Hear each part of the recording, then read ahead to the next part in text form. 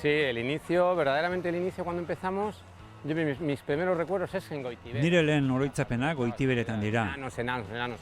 Y luego aquí con el... Gero hemen surfa dela eta jende asko Sancheskien ibiltzen zen aldapa jaisten. Con Sancheskis, el mítico Sancheski y tal, y veías a gente bajar cuestas y nosotros enseguida nos enganchamos. Yo creo. 6 urterekin erosi nuen nire anaia zaharnarekin batera Sancheski bat, eta segiren hasi ginen aldapa jaisten. Algorta gainera aldapaz josita dago eta zoroen pare aritzen ginen. Como locos. 60ko hamarkada hasieran iritsi zen eskeita Euskal Herrira Sancheskien eskutik. Geroago etorri ziren arrapala eta skateparkeak.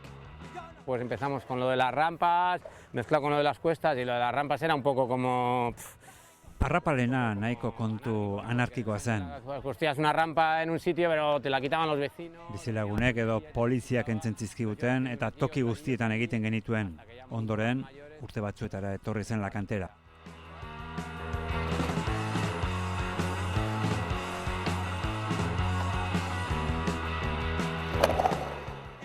Estuvimos muchos años peleando para hacerla y tal, pues yendo al ayuntamiento, haciendo las típicas...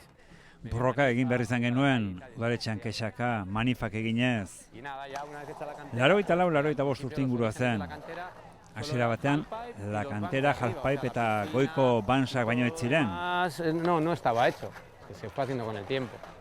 Ondoren etorri ziren igerileko eta gainontzeko guztia, penintsulako skatepark zaharrena da gaur egun.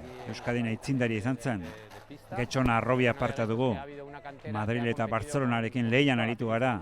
La kantera maila bikaina dago. Nivel de la cantera muy buena. Euskal Herrian aitzindarietakoa da Txus Dominguez algortarra patinete gainean. 56 urterekin bikain moldatzen da oraindik ere.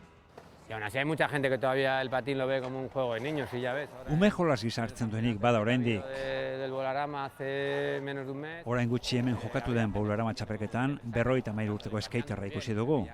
Azken belaunaldiekin kultura bat sortu da eta poliki badoa barneratzen. Gure garaian aldiz zailagoa zen inork ez baitzuen patinatzen. Nadie patinaba.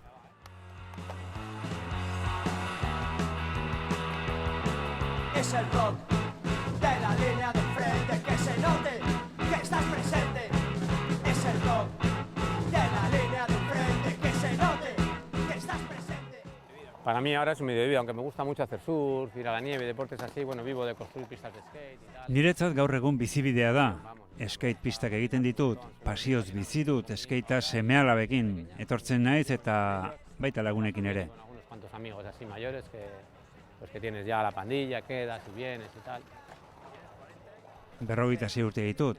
Ez zurren bat edo beste utzi izan dut, baina ongi nago. Eso que otro rato, pero estamos bien, sí. De la línea del frente, salta una valla, toca una esquina, en cualquier adoquín está la primera línea. Es el rock de la línea del frente, que se note que estás presente. Lehen lerroan jarraitzen du Txusek eta biziden artean patinete gainean segitzeko asmoa du. La kantera du bere habitat naturala eta han aurkituko dugu lagunekin batera gurpil gainean gozatuz. Es el rock de la línea del frente, que se note que estás presente.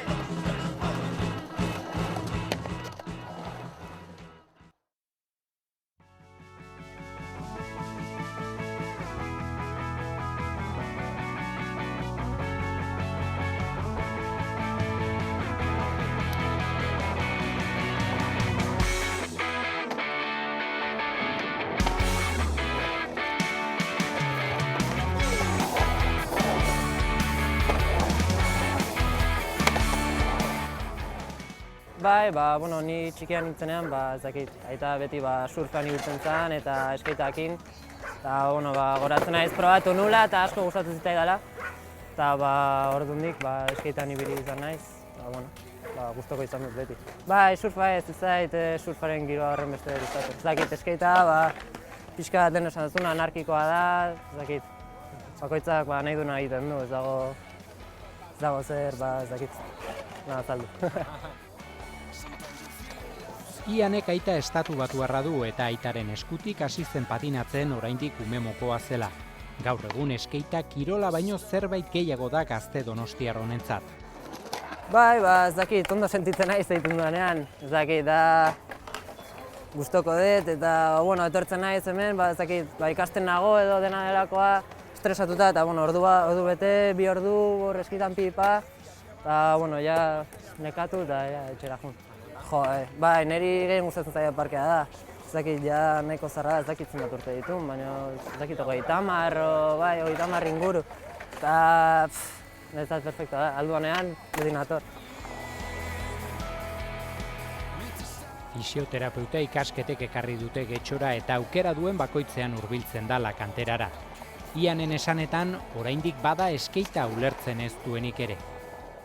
Hombre, bago, ez dakit, jendea oraindikan kaletik, ez dakit, baldin bazabiltzea eskeiteakin pixka behiatzen dizuteola bizkarran gainetik, baina bestela ez dakit normal, nahiko normal. Azkenean, kirola bada, baina esan dugunez ez dakit pixkat anarkikoa da eta zuzatoz honea, eta kasu eskeita eta gero ere lagunak eta dena, eta pixkat hori bizimodua, bai.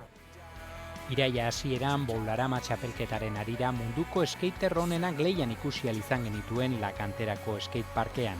Ianentzat ametsa izan zen munduko onenekin patinatu ahal izatea. Ikain, izan zen skater guztiekin profesionalak ez dakit ikusten dituzu bideotan eta zate, bida tipo hau, eta gero zatoz honea eta si dago horre egiten truko hau, eta flipantea da. Egon nintzen aste guztia beraiekin skatean eta izan zen ikaragarria. Baina hemen bakagu zortea Euskal Herrian trantsiziozko skater nahiko onak ditugula. Adibidez, Alain Goikotxea eta Iban Ribado eta dena hori lujoa da horiek ikustea skatean. Ez du skatetik bizimodua ateratzeko asmorik. Ianen ametsa aitak bezala bizi osoan patinatzea da. Skatean, nera aita bezala bizitza osoan egitea skatean. Hori bakarrik.